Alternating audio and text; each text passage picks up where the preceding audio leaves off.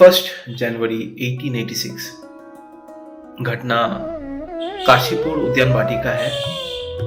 ठाकुर उस समय काशीपुर उद्यान वाटी में रह रहे थे। उनका वहीं से कैंसर का चिकित्सा चल रहा था। तो बड़े दिनों से ठाकुर का तबीयत कुछ ठीक नहीं था। डॉक्टर को चेंज हुआ।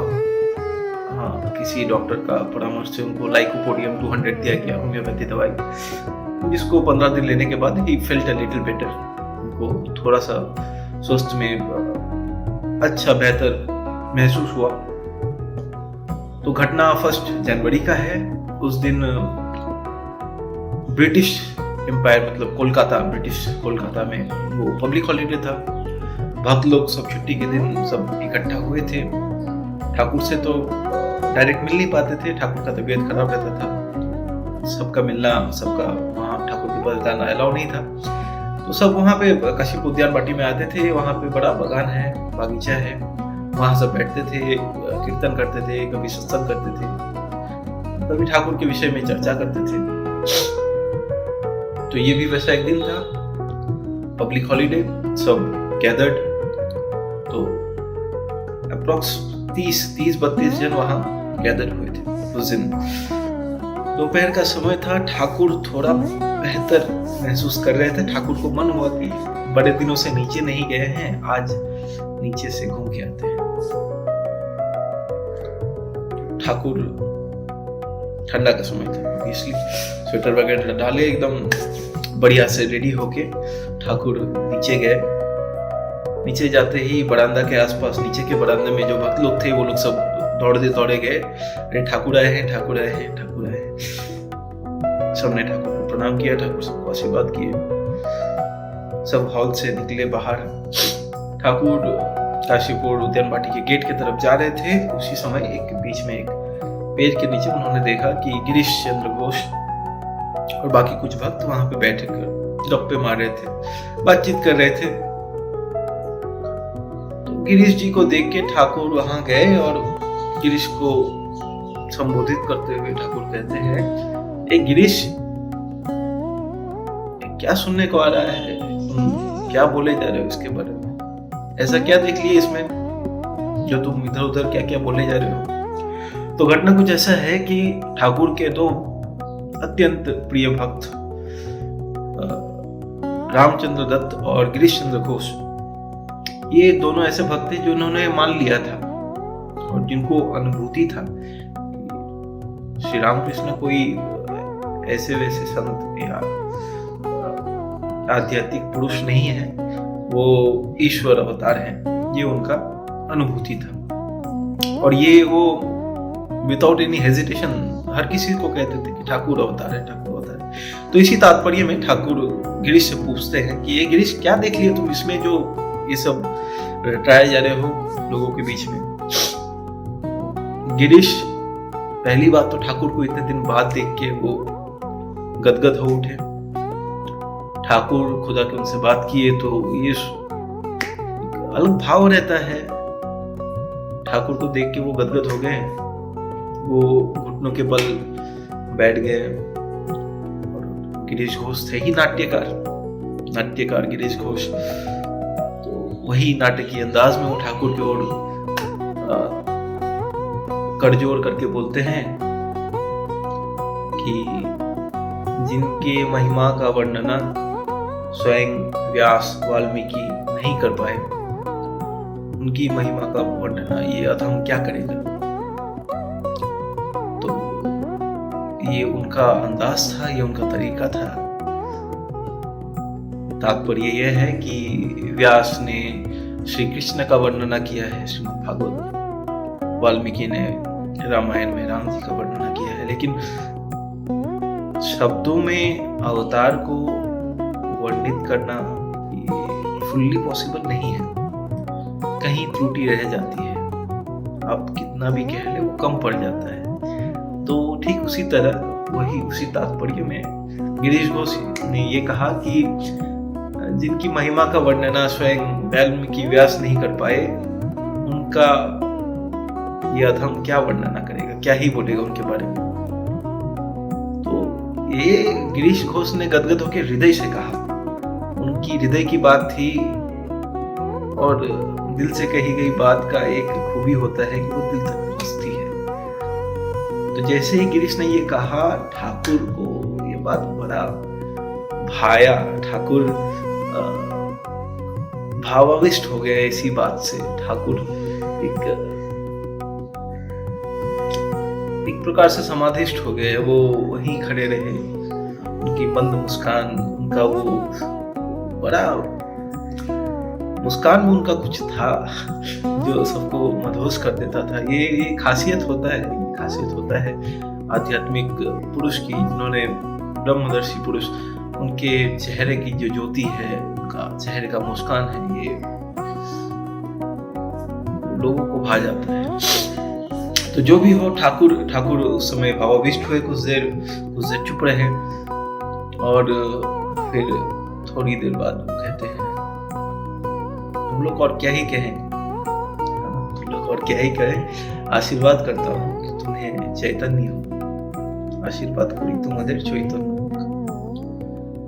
चैतन्य हो, मतलब आपका चेतना का विस्तार हो, आपको आत्म साक्षात्कार हो, आप अपने आत्मा की स्वरूप को पहचान लें। ये आशीर्वाद था ठाकुर का। ठाकुर के ये आशीर्वाणी से ऐसा परिवेश वहां सृष्टि हुआ, ऐसा माहौल वहां बन गया कि सभी कोई भाव विभोर हो गए। कोई अच्छा, ठाकुर को उस समय लोग टच नहीं करते थे, ठाकुर को तब पसंद ही नहीं था और मना किया गया था कि ठाकुर को आप ज्यादा छुइएगा नहीं। उस समय ऐसा हुआ कि ठाकुर के पैरों पे सब लोग उठे। ठाकुर जैसे ये कहे कि तुम्हें और क्या कहें, आशीर्वाद करते हैं कि तुम्हारा चैतन्य हो। सब भाव विभोर होके ठाकुर के चरणों की धूल को लेके, कोई सर पे मल रहा है, कोई ठाकुर के पैरों में धो रहा है। ठाकुर भी एकदम मुक्त हस्त में सबको आशीर्वाद कर रहे हैं। ठाकुर एक एक को स्पर्श करके आशीर्वाद कर रहे हैं और जिन जिन को उन्होंने स्पर्श किया उनको एक अलग आध्यात्मिक अनुभूति हुई। वो कोई रोने लगे, कोई हंसने लगे, कोई जोर जोर से चीखने लगे, कोई चिल्ला चिल्ला के बोलने लगे, अरे कौन कहाँ हो, इधर आओ, ठाकुर आज कृपा कल्पतरु हुए हैं। कोई ठाकुर की स्तुति करने लगा, कोई गुरु स्तुति करने लगा। सब भागे भागे ठाकुर के पास आए।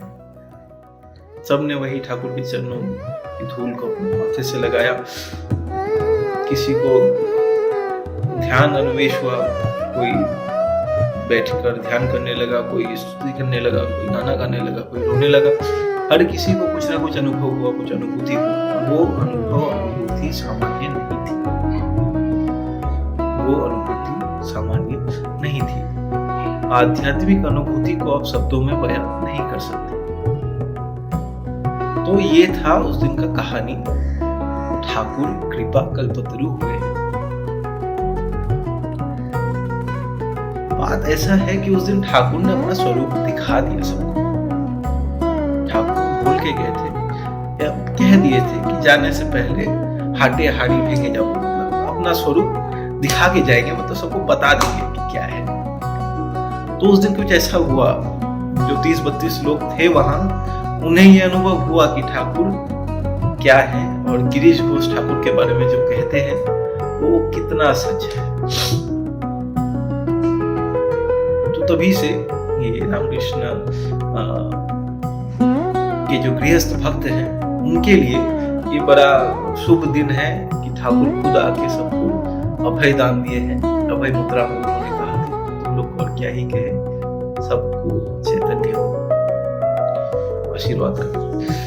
तो इस दिवस को कल्पतरु दिवस के रूप में मनाया जाता है। कल्पतरु के बारे में आपको थोड़ा बता देते हैं। कल्पतरु क्या है, क्यों किसी ने कहा कि ठाकुर आज कृपा कल्पतरु हुए हैं।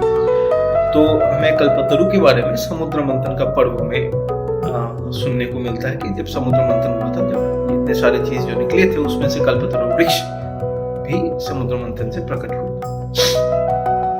कल्पतरु वृक्ष का खासियत यह है कि आप कल्पतरु वृक्ष के सामने जो भी मांगेंगे वो पूर्ण होगा। तो उस दिन ठाकुर इस भाव में थे कि अब ठाकुर के सामने जिन्होंने जो कुछ मांगा वो पूरा हुआ। किसी ने आध्यात्मिक चेतना मांगी, उसको वो मिला। किसी को ठाकुर का विजन मांगा, किसी ने वो मिला। वैकुंठनाथ सान्याल हर समय ठाकुर को देखना चाहते थे। उन्होंने बस ठाकुर को वही प्रार्थना की, ठाकुर आप हमेशा मेरे साथ रहिए। उनको वही मिला। 3 दिन तक उनको ठाकुर के अलावा और कुछ दिखा नहीं। उनको लगने लगा कि ये भाव मैं रख नहीं पाऊंगा, ये पागल हो जाऊंगा। वो अपने पूजा रूम में गए और वहाँ ठाकुर का एक फोटो था, श्री रामकृष्ण का फोटो था। उसके सामने वो बोलने लगे कि ठाकुर आपने जो दिया है वो ले लीजिए, मैं नहीं रख पा रहा। वैसे ही उसी क्षण वो जो उनका विजन था, हर जगह वो श्री रामकृष्ण को देख रहे थे, वो विजन उसी समय समाप्त हो गया। वो फिर बाद में कहते हैं कि मैं पागल था, क्यों ये बोलने गया। मैं बढ़िया तो था हर जगह ठाकुर का अनुभव करना था। किसी ने पैसा मांगा, उसको पैसा मिल गया। किसी ने भक्ति मांगा, उसको भक्ति मिला। तो ठाकुर मुक्त सभी को आशीर्वाद किए थे। तो ये ठाकुर के जो गृहस्थ भक्त हैं वो कल्पतरु दिवस को मनाते हैं कि ठाकुर आज एटलीस्ट गृहस्थ भक्तों के सामने अपना जो स्वरूप है वो प्राकट्य में लाए, सबको अपना स्वरूप दिखलाया। महापुरुष महाराज स्वामी शिवानंद ये कहते हैं कि ठाकुर क्या एक दिन के लिए कल्पतरु हुए हैं? ठाकुर तो नित्य कल्पतरु है। श्री रामकृष्ण नित्य कल्पतरु है। उनका आविर्भाव ही हुआ है जीवों को कृपा करने के लिए, जीवों में अपनी कृपा बरसाने के लिए। तो ये महापुरुष महाराज का कथन है, कहना है। बात पक्की है, बात सच्ची है। ठाकुर एक दिन के लिए तो कृपा कल्पतरु नहीं हुए थे। ठाकुर नित्य कल्पतरु है। आप उनके सामने बैठकर अगर आध्यात्मिक विकास चाहते हैं तो तुरंत ही आपको कुछ ना कुछ अनुभूति होगी। ठाकुर इस मामले में तो मुक्त हस्त हैं, वो अभयदान कर ही देते हैं। आप विषय वस्तु का मांग करें उसमें ठाकुर थोड़ा सा संकुचित होते हैं, लेकिन जो भी हो वो तो है प्रेमामय ठाकुर, वो सभी को सब कुछ देते हैं। तो आज यही है 1 जनवरी, वही कल्पतरु दिवस। श्री रामकृष्ण के भक्त अनुरागी इस दिन को कल्पतरु दिवस के रूप में मनाते हैं, ठाकुर को याद करते हैं।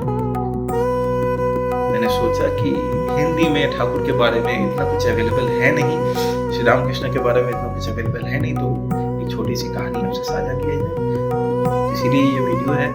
अगर आप लोग को अच्छा लगे तो शायद और भी कुछ वीडियोस आएंगे आने वाले समय में। बाकी आप सभी को हैप्पी न्यू ईयर। ये नया साल आप सभी के लिए मंगलमय हो, सभी को नया दिशा मिले, आनंदमय हो, सुखद हो, यही कामना करते हैं। जय श्री राम कृष्ण।